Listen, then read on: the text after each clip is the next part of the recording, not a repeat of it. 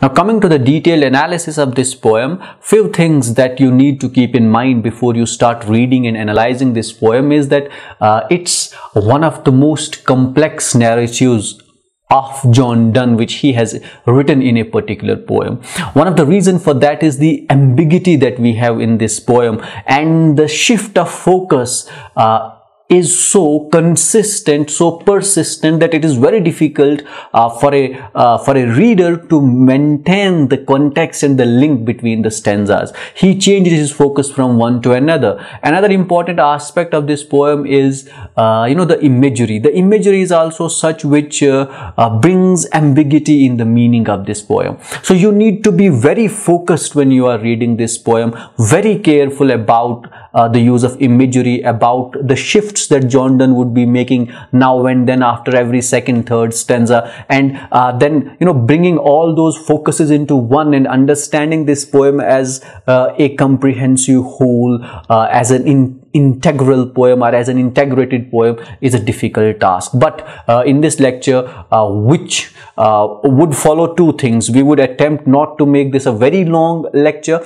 and also we'll try to make up a true meaning of this poem, or make the sense of this poem by keeping the lecture within the time limits. So coming to the first stanza of this poem, it reads: "Where like a pillow on a bed, a pregnant bank swelled up to rest, the violet's reclining head sat we two, one another's best." Now, again, a very similar kind of beginning that we have in this poem as we had in the canonization or the valediction forbidding mourning, which we have dealt earlier.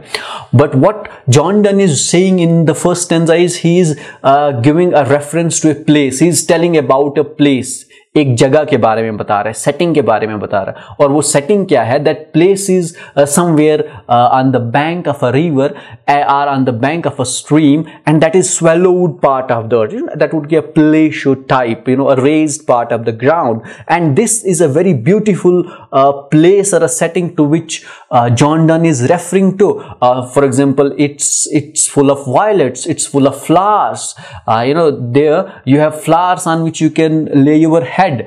And after giving us the description, the physical description of this place, he says, "Sat we two at our best." That is, me and my beloved were sitting at that beautiful place. So what he is making here at the very onset of this poem is a very romantic setting of the poem, that it's a beautiful bank of a river or a stream, and it's a raised part of the earth. It is full of greenery and full of flowers, and in that nature's warmth are sitting me and my beloved. So both the things are at its best. The depiction of the nature, the setting is very beautiful, is the best, and it is made much more worth, much more better by the presence of the beloved and the presence of the lover.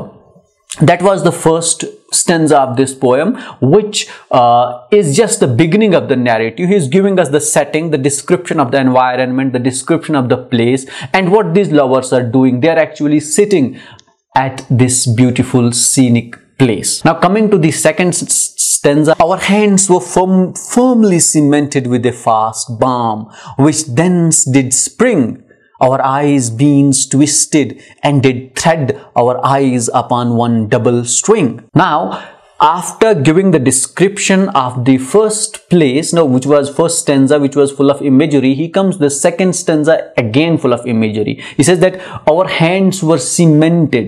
Now they were sitting, maybe they were sitting hand in hand as if with a fast balm. Now he is referring, to an ointment, which would fix to things. For example, in modern times, you will have Fevikwik, you will have Fevicol, you will have other things, which would join two things together, and they become inseparable after that. Now that is how these two people are sitting hand in hand, and they are looking at each other. That's the imagery that they are creating. They are looking into one another's eyes. Now this looking into one another's eyes is is not a very difficult idea to understand. Mostly people think that how long can you look at another's eyes reflects that how much do you love them, or how much do you love her or him.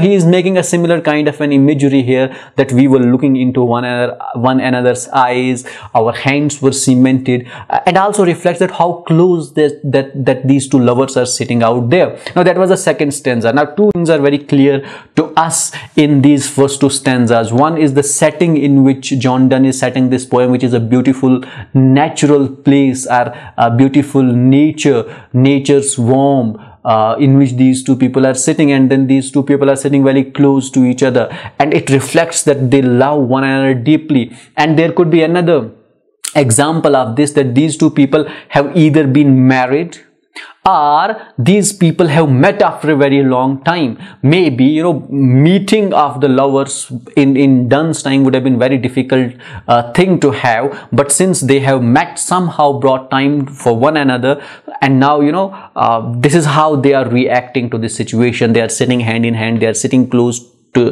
together, they are looking into one another's eyes. Is a very romantic description that he is giving in first two stanzas of this poem, the ecstasy. Now another thing that you need to keep in mind is the meaning of this word. The ecstasy means, extreme kind of happiness, extreme kind of joy. And this extreme kind of happiness, lovers can have only, if they have met after a very long time, or if, it was very difficult for them to get married, but they have got married. So that first, meeting of their post marriage would be a time which would bring, that feeling of ecstasy to them, which would obviously decrease in days to come. Now coming to the third stanza of this poem, it reads, "So to intergraft our hands as yet was all the means to make us one, and picture in our eyes to get was all our propagation."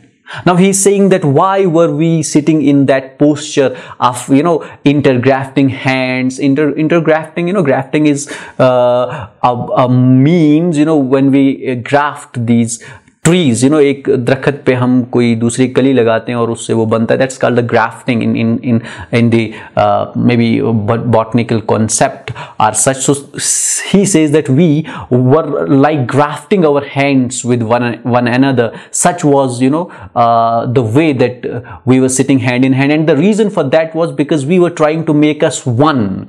We were two souls, but we were trying to make us one. Now that making two persons or two bodies one in love is another, very common aspect of John Donne's poem. You will find that in Canonization, you will find that in A Valediction Forbidding Mourning, you will find that even in other poems. So here also we say that the reason why we were sitting hand in hand and so tightly were we holding one another's hand was, to get both of us closer to each other, or to make us one. And why were we, looking into one another's eyes, or why we were creating that images in one another's eyes was only our propagation. Now that, looking into one another's eyes is a symbol of reproduction. So what we get from this stanza is that this poem is turning, sexual in its tune or in its act. What we are getting, that this could be an act of love between a husband and a wife. And why they are in such a posture? Because they may be hitting at reproduction. Now reproduction was again a very common theme in Renaissance literature. We have William Wordsworth writing about reproduction.